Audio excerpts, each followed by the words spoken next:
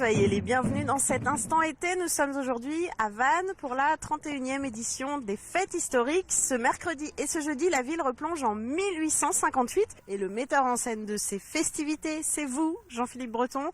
Bonjour. Alors, vous avez choisi cette année 1858. Pourquoi vous intéressez spécifiquement à cette année-là? Cette année-là, parce qu'il y a un grand monsieur qui est venu à Vannes, qui s'appelle Napoléon III. Tout simplement. Voilà.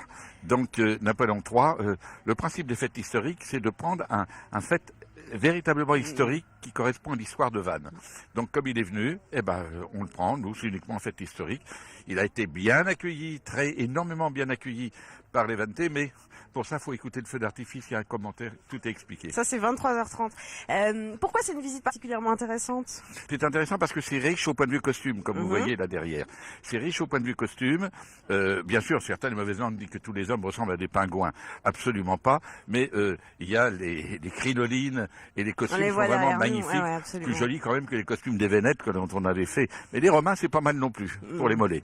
Vous l'avez dit, vous voulez vraiment baser ces festivités sur des faits historiques. De quels éléments d'archives vous disposiez? On avait en particulier le document d'archives départemental et puis j'ai travaillé avec un historien, d'ailleurs nous lui dédions ces fêtes, qui est décédé il y a quelques jours, et depuis 31 ans je travaillais avec monsieur Frelot, je lui rends hommage avec ces fêtes-là aussi en même temps. Et ces documents d'archives précisément c'était quoi? C'était la visite avec c'était quelque chose de merveilleux, les discours qui étaient faits à cette époque-là.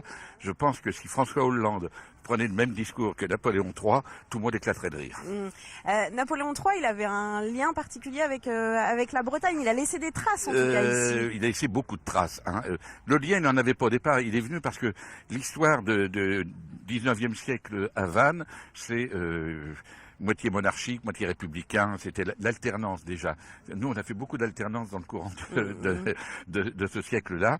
Et Napoléon est venu justement pour avoir l'appui de la monarchie.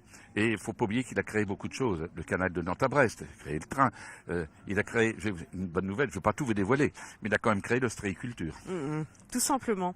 Allez, on parle de choses très sérieuses, mais il y a des choses beaucoup plus drôles derrière nous. Qu'est-ce que c'est? Ça s'appelle le phénoménium. Pourquoi? Parce qu'à l'époque de Napoléon III, il y avait ce que l'on appelle le boulevard du crime.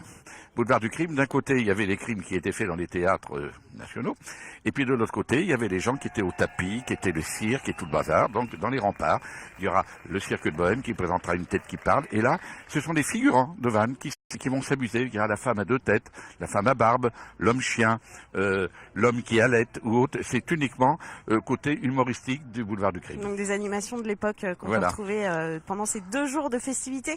Merci beaucoup Jean-Philippe Breton. Non, c'est moi qui vous remercie. On va retrouver dans un instant le costumier de ces festivités, mais pour l'heure, je vous propose de passer à vos actualités estivales bretonnes, sans oublier la minute de quai de Stéphane Leroy. À tout à l'heure.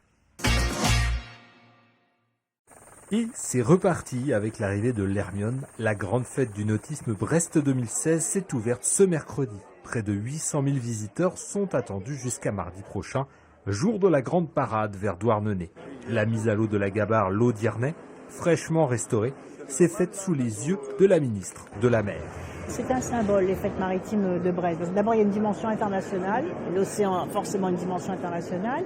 Ensuite, toutes les activités sont représentées, à la fois les chantiers navals, le tourisme, la pêche. Ce jeudi, fête nationale oblige, c'est la Marine nationale qui sera l'invité d'honneur des fêtes internationales. De la Yole au voilier géant, les visiteurs pourront toute la semaine visiter et parfois embarquer pour revivre les sensations de la navigation à l'ancienne. Le majestueux Trois-Mâts a franchi le goulet de Brest ce mercredi matin. L'Hermione ouvre officiellement les fêtes maritimes internationales. La réplique de la frégate de Lafayette nécessite près de 80 personnes pour la manœuvrer. À bord, 60 gabiers bénévoles exécutent les instructions de l'équipage permanent du commandant.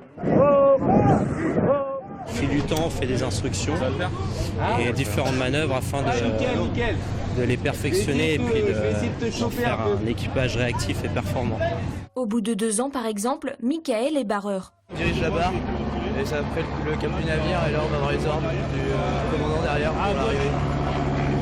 Pour devenir gabier, les volontaires suivent une formation de 3 jours à Rochefort. Et il vaut mieux ne pas avoir le vertige. J'ai la chance que le commandant ait trouvé mon profil intéressant et que j'ai pu embarquer. J'ai la chance aussi d'avoir pu satisfaire au test de la hauteur au début parce que c'était pas gagné du tout. Je fais partie de ces gens qui ont la peur du vide. Pour Pour Julie Brunet, par contre, ce n'est pas un problème. C'est le premier embarquement de cette Alsacienne. Là, quand je suis là, c'est une sensation de liberté, quoi. En plein milieu de la mer, dans la nature. Voilà. Mais c'est vrai qu'avant, j'avais jamais navigué et j'y connaissais rien de bateau. À l'entrée du port, les canons du vaisseau et du château ont fait trembler la ville et le public.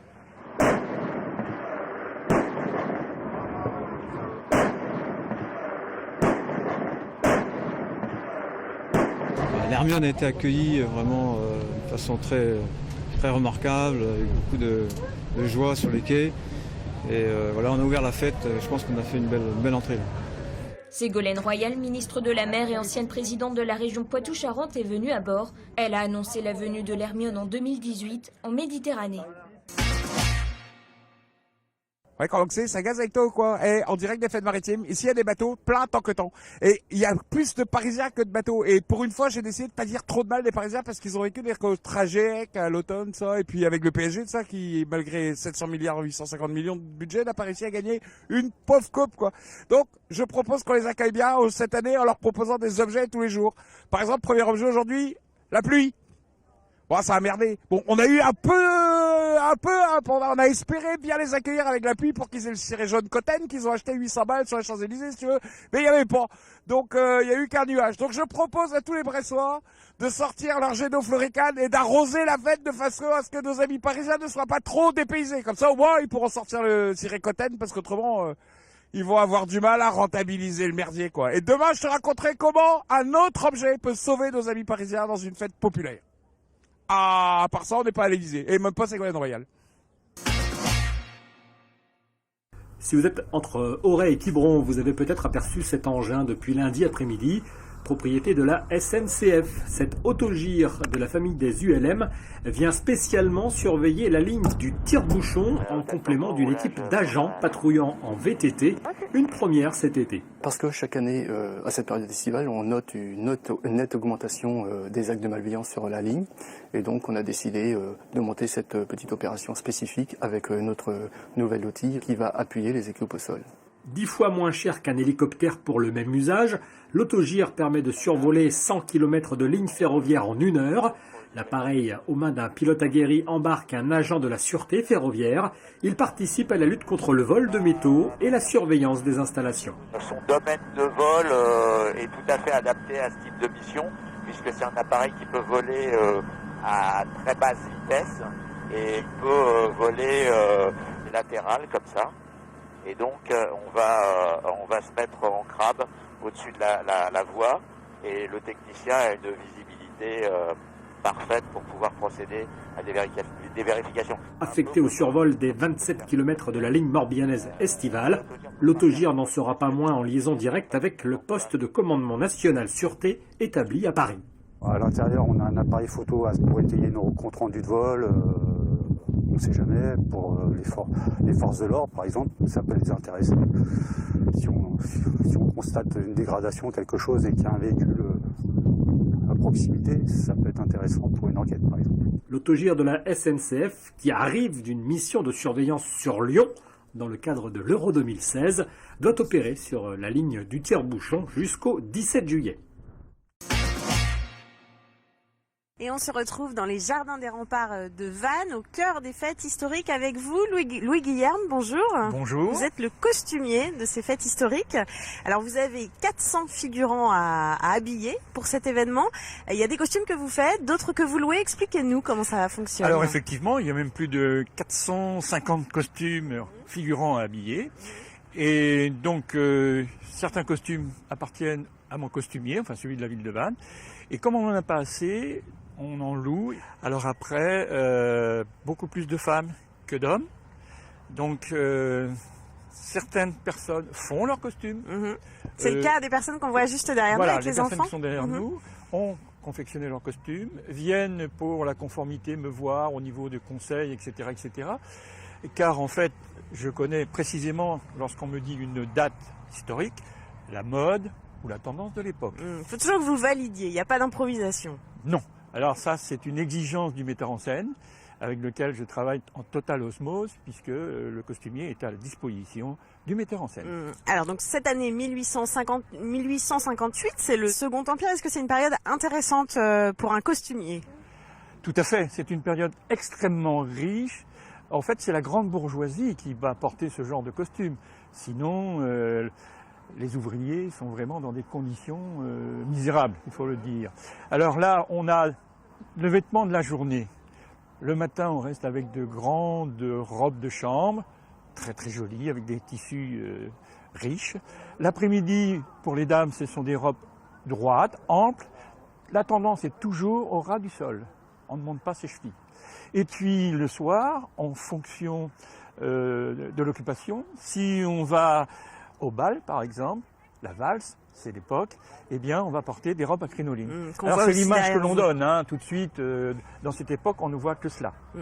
Alors, la difficulté pour vous, c'est qu'on change d'époque chaque année. En fait, historique, vous aviez assez peu de costumes, finalement, sur le Second Empire. Voilà. Alors, moi, je suis averti de la période au mois d'octobre.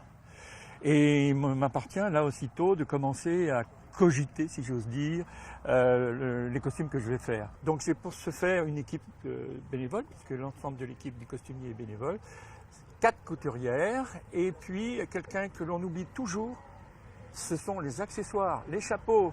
Donc j'ai une dame qui est spécialisée dans les chapeaux et les petits sacs à main.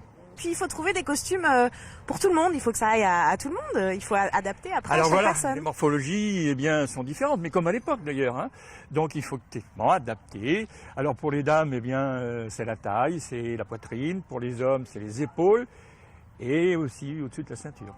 Bon, bah merci beaucoup Louis-Guillaume, je vous souhaite de belles fêtes historiques, c'est ce soir et c'est demain également, ce jeudi dès 10h30 avec des défilés, des animations de rue et puis 2 feux d'artifice ce mercredi soir et ce jeudi soir à partir de 23h30.